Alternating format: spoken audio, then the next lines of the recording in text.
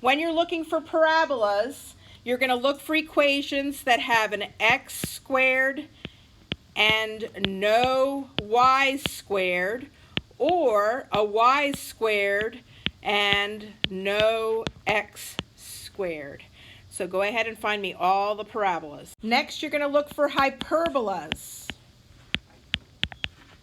And hyperbolas, when everything's moved to the left side of the equal sign, will have a positive x squared and a negative y squared, or a positive y squared and a negative x squared. Find all the hyperbolas.